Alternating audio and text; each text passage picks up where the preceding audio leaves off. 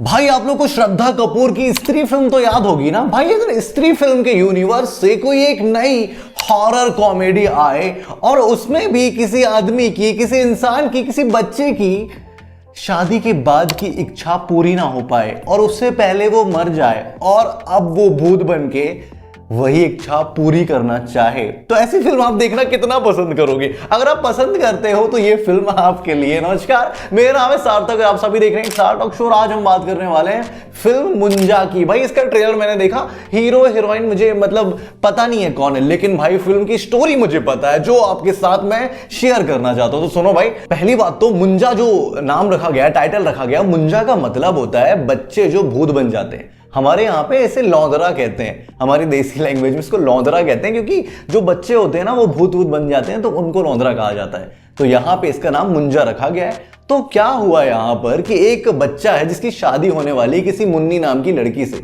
लेकिन शादी के पहले ही वो बच्चा मर गया और उसको जहां दफनाया गया, एक पेड़ के नीचे दफनाया गया। वो पेड़ के ऊपर वो उसने कब्जा कर लिया और अब वो भूत बन चुका है और उसकी एक इच्छा है कि उसे मुन्नी से शादी करनी है। और भाई ये इच्छा इतनी बढ़ते जा रही है। एक कुछ इंसिडेंट हुआ है कि एक बच्चे लोग की टीम भी वहां पे गई होगी या कुछ हुआ होगा, तो एक लड़के के ऊपर मुंजा की आत्मा चढ़ जाती है।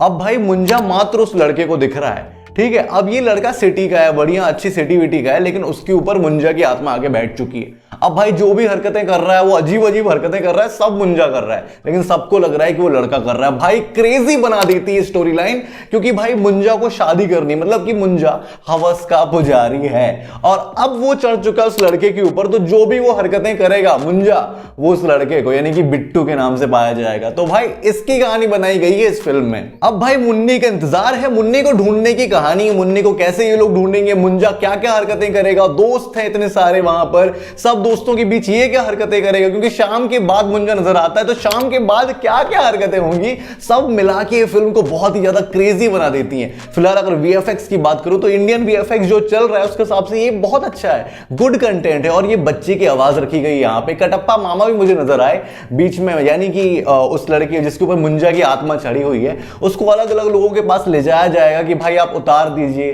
तो हिंदू के पास, मुस्लिम के पास, हालेलुया का एक वो सीन दिखाया गया, क्रिश्चियन के पास, ऐसे अलग अलग लोगों के पास ले जाकर उसकी आत्मा उतारी जाएगी या जो भी किया जाएगा मुंजा को हटाने के लिए, लेकिन मुंजा अलग नहीं होगा भाई। और क्रेजी बनाता है ये ट्रेलर को, उसकी जो हरकतें हैं, ये आखिरी का जो सीन था कि मैं तेरे गोटे जो है रसगुल्ले जैसे मीठे होंगे उसको खा लूं क्या टाइप्स, तो ये अच्छा बना रहा है। कॉमेडी सीन्स लग रहे हैं, हॉरर कॉमेडी है, थोड़ी डरावनी भी होगी, थोड़ा हॉरर होगा, सब कुछ होगा, मिक्सचर होगा। तो मुझे ये ट्रेलर अच्छा लगा। और वैसे भी स्त्री के यूनिवर्स का है, तो भाई पिछली बार लड़कियों के पर्सपेक्टिव से ये कहानी बताई गई थी, इस बार जो पर्सपेक्टिव है वो लड़कों के ऊपर से है कि भाई लड़कों के ऊपर क्या गुजर रही है या फिर मुंजा के अंदर की क्या फीलिंग है। तो आखिरी में क्या रिवील करते हैं कि भाई लड़कों की फीलिंग रिवील करते हैं, जैसे कि अपन को स्त्री में ने दिखाया था कि लड़कियां रिस्पेक्ट चाहती हैं, तो इस बार लड़कों के बारे में क्या दिखाने वाले हैं, क्या होगा, सब तो भाई मैं आपके लिए बताऊंगा ही। लेकिन फिलहाल ये ट्रेलर बहुत ही गजब है, प्यारा है, मीठा मीठा सा है। तो भाई मुझे तो इंतजार है 7 जून का, कैसी लगती है फिल्म। अभी तो फिलहाल ट्रेलर मुझे जैसा लगा वो मैंने आपको बता दिया, फिल्म आती है उसका भी रिव्यू मैं आपके लिए लाऊंगा। तो फिलहाल अच्छा लगा,